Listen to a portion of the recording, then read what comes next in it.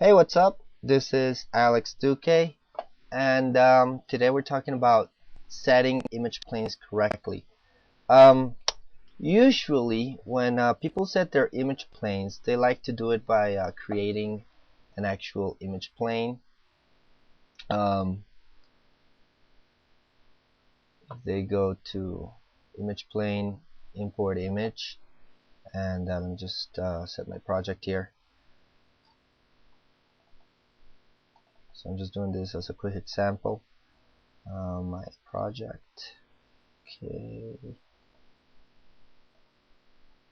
So I'm just gonna import whatever. Here we go. So I'm gonna import this guy, and when you import it as an image plane like this, it's kind of annoying.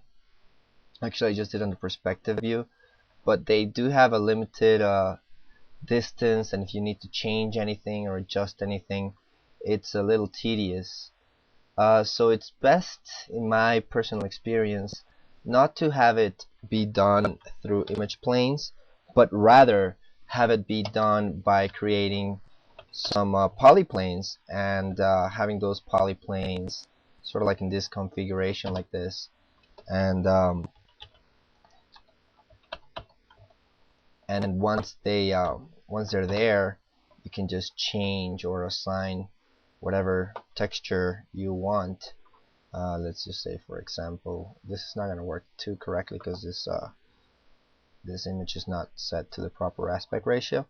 But again, I'm just doing this just to give you an overall idea of what I'm talking about here. So again, this is squashed and whatever, so just ignore that.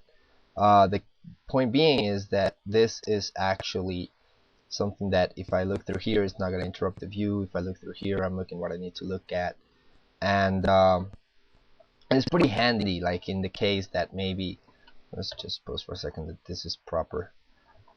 In the case that, suppose by any reason the front and the side, or the back in this case and the side, don't match up perfectly, I can always add a couple of edge loops there, and if I just move this, although this would have to be for something very slight, not so pronounced, because then the proportions are going to get lost, but you can have some slight adjustment so that your references line up, because people are not perfect, they're always going to be moving.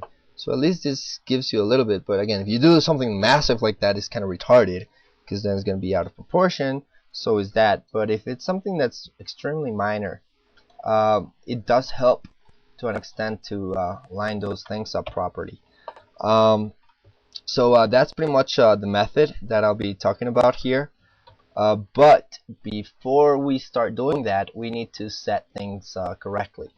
So anytime you make a polyplane, it by default comes up as being, let me just reset this, polyplane, option box, reset settings. There we go. So whenever you make a polyplane, by default it comes up with 10 by 10 subdivisions, and it comes up laying down flat. So what we want to do is, of course, we start by only having one division by one division, and this allows for you not to, like if you look at it in wireframe view, it won't disturb your view. So we made that, and then we make it a little bit bigger. We keep it square though, and this helps because you don't have to guess the width and the height. Just make it square, and that's it. So I'm making it 30 units here, and I'm just going to rotate it -90 on the X and move it back, and we can call this front ref, and then we can duplicate this and move it here to the front, and we can call this back ref, and then we can duplicate this one more time, move it over here to the middle, and call it side or left ref. And of course we'll have to put it as if we're looking at the let's see, this is the front, we'll be looking at the left of the character, and let's duplicate this one more time, move it over to the opposite side, and we're going to call this right ref.